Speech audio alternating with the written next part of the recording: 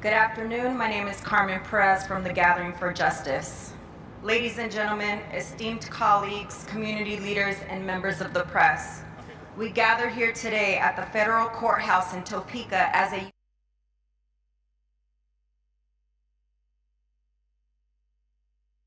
We stand before you with heavy hearts to address a grave injustice committed by former Kansas City, Kansas Police Department Detective Roger Golubski. Sworn to protect and serve, he instead exploited, abused, and terrorized. His crimes signify a catastrophic failure of the systems designed to protect the most vulnerable among us. Golubski's behavior, including sexual assault, trafficking, and other heinous crimes, has left deep scars on many lives, many who are here with us today. Despite being federally indicted in 2022, he has enjoyed house arrest, a stark contrast to the suffering endured by his victims. This must end. Golubski has invaded accountability, and today he has the audacity to ask the judge to dismiss his crimes. This is not justice. It mocks the pain and suffering endured by his victims, who are still seeking closure and justice. His actions represent a broader systemic problem within the Kansas City, Kansas Police Department.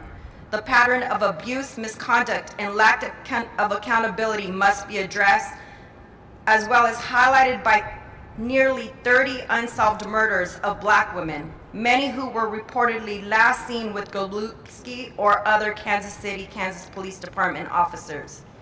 Today, we're at a critical juncture. His attorney will motion to dismiss the indictment against him. We cannot and will not let this happen. We urge the presiding judge to deny this motion and ensure he faces a trial reflective of the intensive evidence of his corruption and violence. Our call does not end with him. We demand a comprehensive investigation by the Department of Justice into the Kansas City, Kansas Police Department to uncover the full extent of corruption and abuse that may have enabled Golubski's actions for decades. We call upon everyone here and those watching to join us in this fight. Support our petition, engage in your community, and hold your local officials accountable. We will not rest until justice is served and the systems that allowed these atrocities are dismantled and rebuilt with transparency and integrity.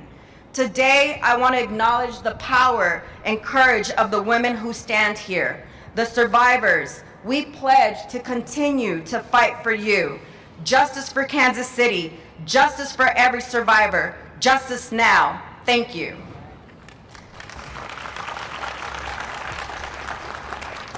Hi, first, my name is Michelle Houcks, and I'd like to say thank you to everyone that came out to support us. We've all been through a lot.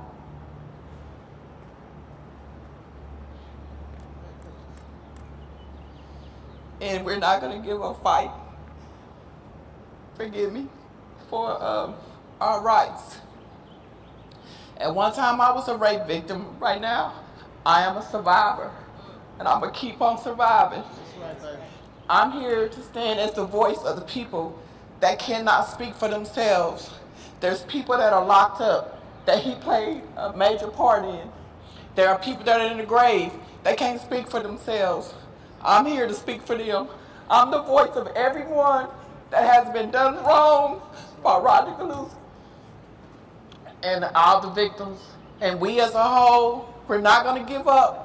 He was brought here to protect and serve, and all he done was harm and demean the Black people in this community, the minorities in this community. And we refuse to stand any longer and let fear stop us from speaking up. Yes, sir. And as I say, no justice, no peace. I'm not going to stand by and be quiet any longer. That's right. As I say, yes, it hurts, but I become stronger. And it's strength in numbers. And there's a bunch of people standing behind me that also has been affected by the wrongdoing of the KCK Police Department. Because as I say, Roger Golubski couldn't do this alone. He had many co-defenders that stood by and watched him do what he did. I can't say some of them might have been scared because of their jobs or the harm that might come to them. And as I say, I know you're watching and you know what you saw while you worked there. And as I say, he couldn't do this by himself. He was a gang, because he couldn't do this alone. That's right. So as I say, no justice, no peace. I'm going to keep speaking out until he is behind bars where he has put many innocent people, and it affected all these families. And at one time, I used to be very suicidal because of what happened to me. But I refuse to let this take me out. I want the justice. We matter. I know a lot of people probably don't think so, but black people matter. And when someone takes something that's so innocent and precious from you that you can't get back, when you trust an officer to do his job and instead he harms you, no, that takes a lot out of you. So as I say, we're not going to stand by any longer. We want justice for the things that has happened to us, the things that we still go through every day. That's not going to change. But putting him where he needs to be will help us heal a whole lot more and heal this community, because it's still going on. It's going on all over the world. It's a lot of Golubskis out here in every state. And people need to stand up for their family members, because if not me, it'll be your family member or someone else's family member in another state. Don't be scared to speak up. Don't wait until it happens to you to speak out. And all I ask is thank you very much for everyone coming out to support us. And as I say, no justice, no peace, and thank you.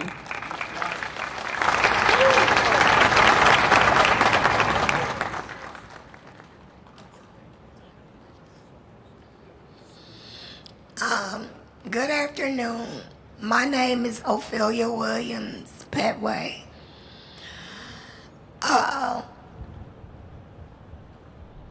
Golubski raped me. You know, I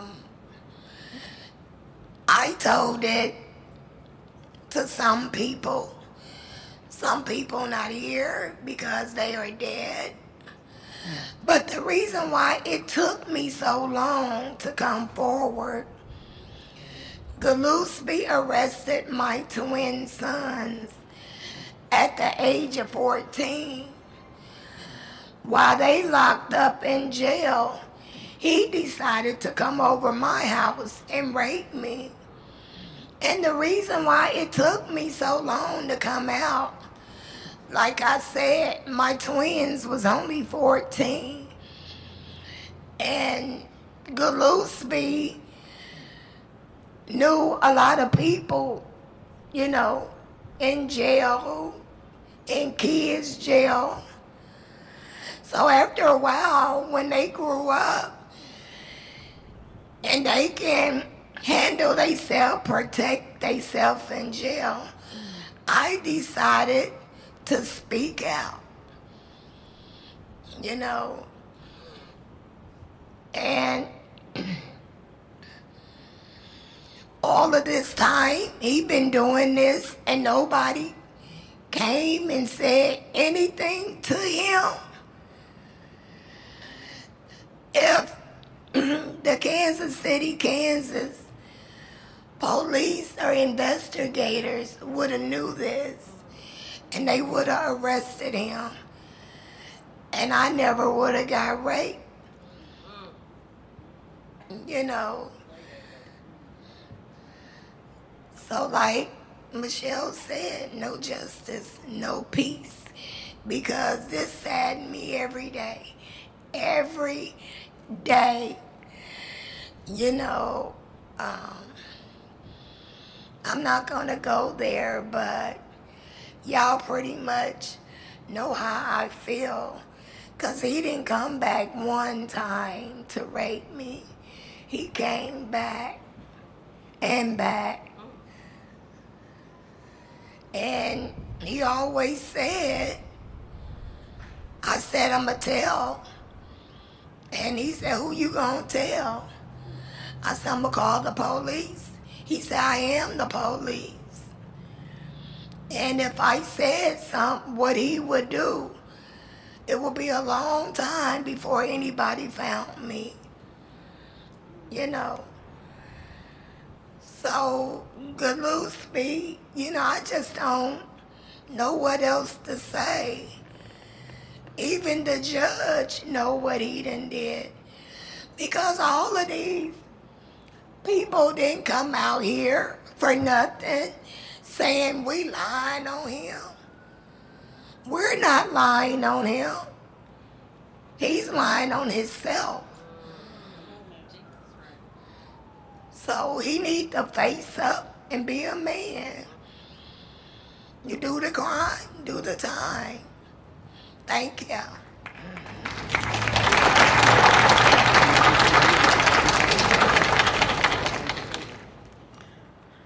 Good afternoon. My name is Michelle McCormick, and I'm the Executive Director of the Kansas Coalition Against Sexual and Domestic Violence.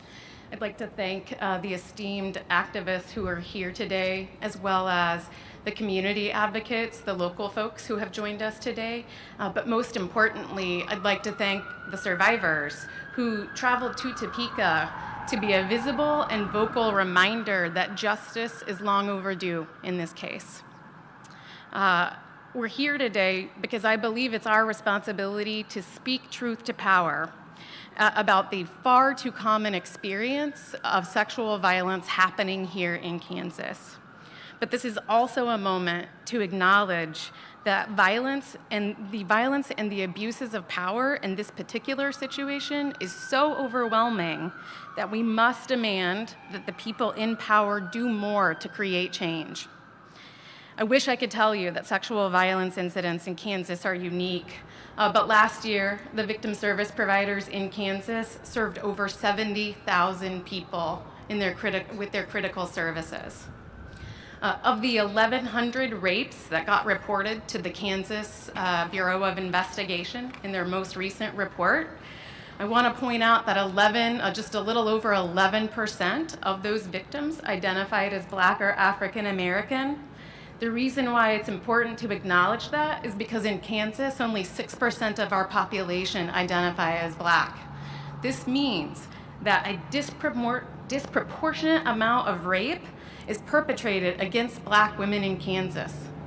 And I believe that the race of victims and the survivors in this case is an element that we cannot ignore. Although I and my counterparts, the other victim advocates, strive for a day where our services are no longer needed, we know that we are not yet at a place where we can stop people from experiencing this harm. But we know that the folks who abuse and exploit and violate seek victims that they can isolate or easily discredit because they get marginalized in our communities. However, when a predator wears a badge and misuses the power afforded to them as a member of law enforcement, the damage goes far beyond the harm caused by a simple act of violence, because that abuse of power, when wielded that way, prevents not only these victims from being able to come forward, but all of us from seeking justice. We know it's been widely reported that Detective Golubski targeted Black and teenage women in Kansas City, Kansas. I believe it's because he believed they would not report his crimes, or if they did, they would not be believed. And so we demand, given these federal indictments, that he must stand trial. But I can't simply speak to how wrong these acts are in just one case, because we must also act boldly to ensure this kind of injustice doesn't happen again. Promises of justice and change must be kept if we are ever to expect victims and survivors to trust that they matter and know that in our communities, what happened to them will not be tolerated. The promises made for change should include addressing a lack of transparency in how these cases are handled by Kansas law enforcement. I would offer that it's time for Kansas, in a larger way, to do the right thing and give survivors and the public greater transparency. We need to know, how are police officers responding to incidents of domestic and sexual violence? I think there's a significant public interest in us to be able to address this, not only in individual cases, but also for larger systemic analysis. We currently do not have a comprehensive way to analyze the police response because of the barriers in place regarding access to their records. And transparency gives us the greatest chance to prevent another Golubski from happening. Accountability is needed to ensure the system does not prioritize the protection of someone who abuses their power over responding to and supporting victims and survivors. So many times in my experience, whether at the local or state level, I've heard law enforcement entities request increased funding for policing, and they specifically call out that the funds are needed to better respond to reports of sexual and domestic violence. If that is the case, then my expectation is that the needs for those victims will be prioritized. These are not new asks for justice. I'm simply asking for necessary enhancements to the rights of victims in Kansas. And while today's focus is to show support to these incredibly strong women in Kansas City, Kansas, regarding these federal proceedings, I can't help but consider how we should have never had to get this far. I'll close by just asking for transparency and accountability, not only from the Kansas City, Kansas Police Department, but I challenge all of Kansas law enforcement to rise to the challenge of greater accountability in their responses to sexual violence. Thank you.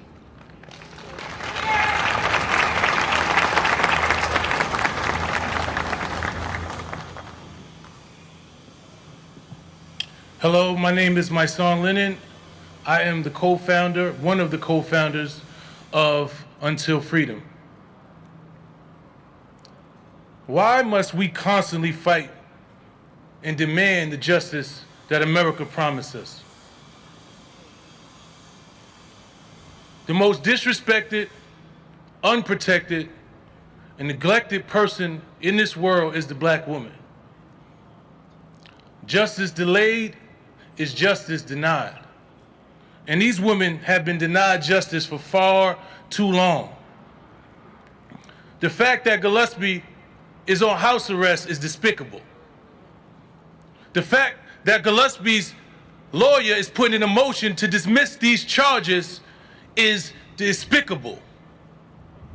It is actually gaslighting to these victims. Actually, more people should be held accountable for what happened to these women. And I'm sure an investigation into the pattern and practices of the Kansas City Police Department would definitely bring more culprits to light right now. As a son, I can only imagine how I would feel if this was my mother. I can only imagine what I would do if one of these women were my mother. My heart bleeds for these families. There's nothing that any of us can say or do to give these women back what Golubski took from them. So the least that we can do is demand and get them justice. Protect black women.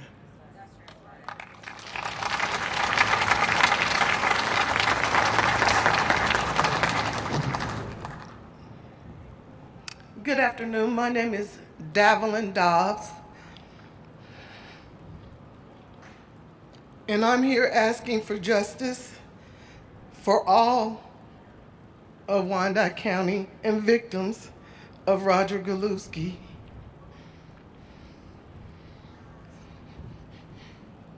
Who have been harmed, ashamed, embarrassed, and just made to feel unworthy and unappreciated and unwanted. In 2009, my son, Donnell Dobbs, was convicted of a murder that he did not commit.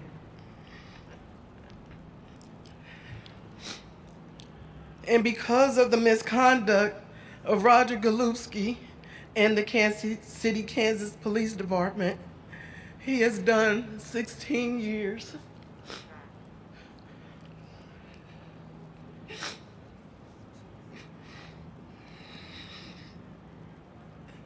It has been very difficult and very hard to deal with as a parent, as a mother, and just as a human being of that community where he was supposed to protect and serve.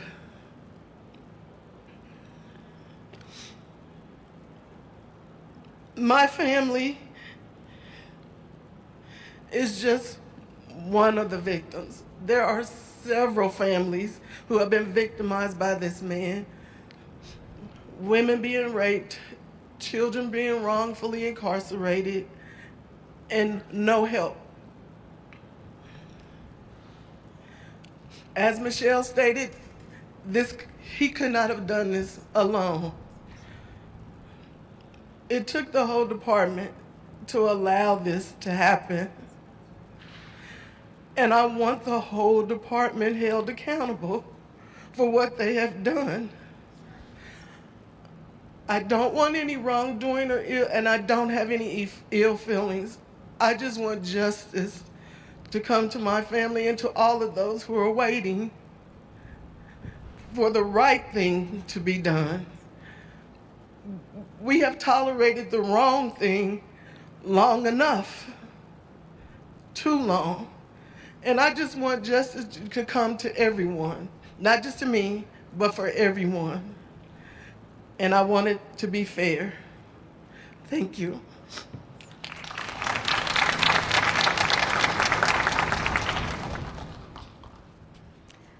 Hi, my name is Tricia Rojo Bushnell, and I'm the Executive Director of the Midwest Innocence Project. I, along with Cheryl Pilot and Lindsay Runnels, was one of the attorneys for Lamont McIntyre, who was exonerated in 2017. At that time, 7 years ago, the issue that had been going on for decades, that the community had been asking for help for decades, was undeniable when the court overturned Lamont's wrongful conviction. Lamont had been convicted because his mother had been sexually abused by Detective Roger Golubski, and when she went to report him, had to change her phone number and move to get away from him. And then, out of anger for that action, he framed her son for a crime he didn't commit.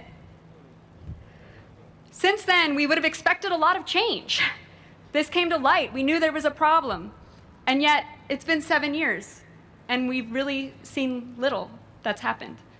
One of the things that we hear repeatedly is, it's just one bad actor. That's just one person. This isn't happening anymore. But we know just from Lamont's case that can't be true. As you heard from everyone else today, this can't happen in a vacuum. And in fact, for Rosie McIntyre, one of the times that she was sexually assaulted in the police station, another officer walked in, saw what was happening, closed the door, and left. Detective Golubski's later partner during those times, Terry Ziegler, went on to be the chief of police and was the chief of police until 2019 when he had to resign out of a different scandal. This is not a one-time thing. And the only thing that can bring about a solution to a systemic problem is a systemic solution. It's not enough to just say, don't trust us. There are a number of things that anyone with power could do. Starting on the local level, talking to the Kansas City, Kansas Police Department could decide those records could be open. There is nothing that requires them to keep the records that are being requested absolutely closed. And in fact, we have been requesting records from the Kansas City, Kansas Police Department together with Rock Nation about a number of issues, Unified Government for a number of issues, and are told, no, we don't want to give them over.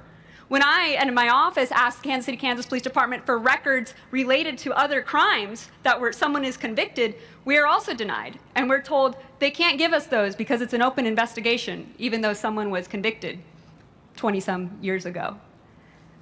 Transparency is the only solution to this problem.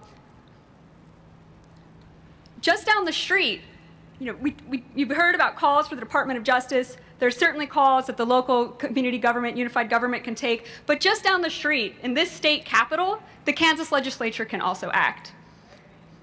They can move to open up those records. They could make police disciplinary records open and public.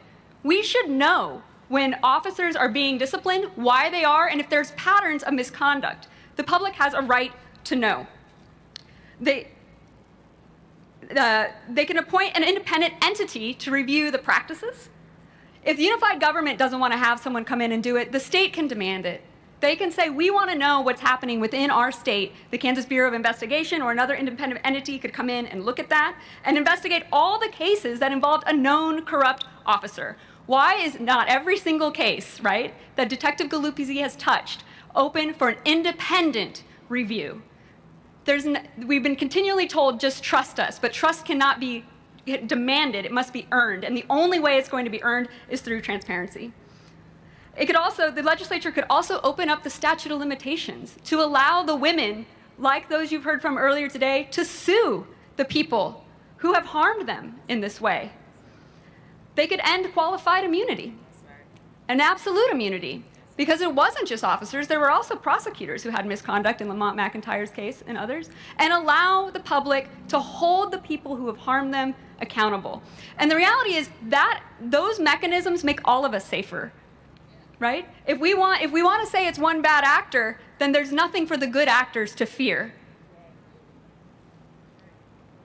Finally, we could create unique identifiers for officers to stop what's known as the wandering cop problem, right? One officer goes, there's a number of misconduct that they commit in one county, and they wander and they go to another. That's actually exactly what Roger Golubski did. When he left the Wyandotte County Kansas City, Kansas Police Department, he left and went to the Edwardsville Police Department, where he's still retired from both and draws his pension. Everyone in the state should have a concern about what's happened in Kansas City, Kansas, because you do not know if the officer who is policing your county right now came from Kansas City, Kansas, and if they did, what happened there. We cannot shy away from the truth. All of these actions have been done by state actors acting in the taxpayer's name, the community's name, with the community's money, and so it is on all of us, all of the community, to fix it.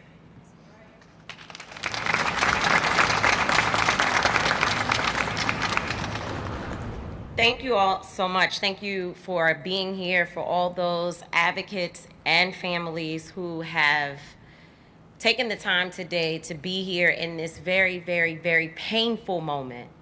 As I stood and listened to some of these women speak, all of these women speak, my heart really, really is broken. We know why we're here, but we are sobered and reminded when we hear the voices of those who were actually impacted by the egregious behavior. And I dare to say that I will no longer speak on one man and make sure that we speak on an entire system, because it is, in fact, the system that has violated these women and these families. All has been said today. We've heard everything. There should be nothing left to the imagination except how many are unknown. How many people, for whatever reason, have been unable to come forward. And I believe that many of them may not be here with us because they have been murdered. And that's something that has not been talked about enough, that there are probably many victims that can't tell their stories because their lives have been taken. Because there is no way to cover up for all of these years something like this unless those people who show themselves or prove themselves to be the ones who will be most outspoken are taken somehow out of the picture. And why do we know this? Because history shows us that this is not new. That what has happened in Kansas City, Kansas is not new. In fact, there has always been an infatuation and a sick lust and desire for black women by sick men and white men particularly. We know the struggles because the struggles have been reported since the days of enslavement, where our women were raped and brutalized on these shores, and it still has gone unaddressed. Why is it unaddressed? Because situations like what has happened here is possible because we have not set the tone and established that this type of behavior will not be tolerated. We should not have to be here today to ask the Department of Justice to do anything. They should have been here and should be here today doing their job. Let's not play the game of people don't know and that there needs to be years and years and years of investigations that really allows for time for people to cover up their crimes, for people to forget, for leadership to change, for folks to die and not have to face the consequences of their actions.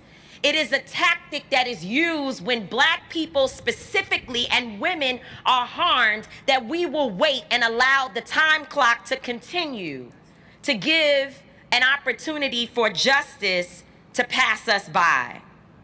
And as has been said, this did not happen because one man committed a crime or even two or three. There are many people who should be on trial right now because of this horrific situation. And what I believe is that Kansas City, Kansas is not alone. That there are other cities, states, police departments across this nation that have similar problems of systemic racism, sexism, and violence against women and families. And what happens here with the Department of Justice and also in this local hearing sets the tone for this nation. And we must have that. We must have justice and reparations in the form of action here in Kansas City, Kansas, that will reverberate across this nation. Help in this situation came in two forms. We know that it came in the form of those people who actually were accomplices, who were complicit, who did the work and helped to ensure that the cover-up happened. But there's another crime that has been committed and more help that has come to the perpetrators, and that is all those who continue to turn a blind eye. So when you hear people say time has passed and things have changed, if there is not justice, nothing has changed, because it could still be happening right now, and no example has been set of the individuals responsible being held accountable. Police departments cannot investigate themselves. They cannot investigate themselves, because when we are responsible for investigating our brothers and sisters, our colleagues, people we love, people we work with, and people we may be afraid of, we do not do the job. That is actually just a human instinct that you are not going to punish someone that you work closely with every day in the same way that you will someone you do not know. So police departments cannot investigate themselves. These women and these families, they are victorious because they are standing anyhow. Imagine if you were raped, brutalized, your children arrested, your heart's broken, that you are asked to go to work every day, to still show up in society, and to not be so crazy as to lose your mind and potentially do any unthinkable thing. Imagine asking them to come here and continuously tell their stories over and over and over again, when we all know that what they experience is true. There is no doubt about it, and something should have been done a long time ago. And so we have to center their voices. And if the federal government is in fact responsible for the people, people are elected to office and they serve at the will of the people. And so if the federal government is what it says it is, then the Department of Justice should have no problem opening a patterns or practices investigation into this matter. They have the unique ability and responsibility to not only investigate, because most of the investigation is done, is standing right here in front of you. They now have a responsibility to help hold this police department and by extension, others across this nation accountable. And we're not asking for it. We are demanding that it happen, and not in time, but today. Thank you.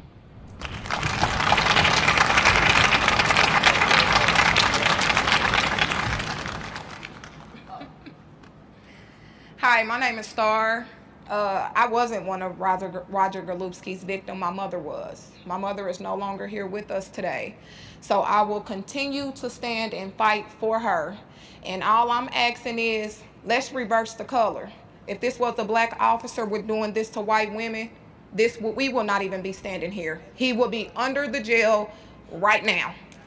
Let's treat this as though we're all human, and let's get it done the right way, not looking at this man because he was a police officer and he's a white man. He harmed a lot of black families, and my family was one of them. So all I'm asking is justice be served if the color was reversed. That's all I'm asking.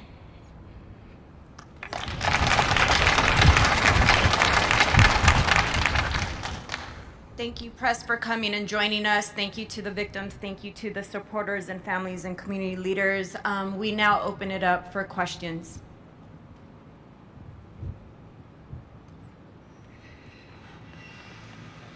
All right. Thank you very much. Who has a question? Oh, okay. Great. Well, thank you for coming. Thank you.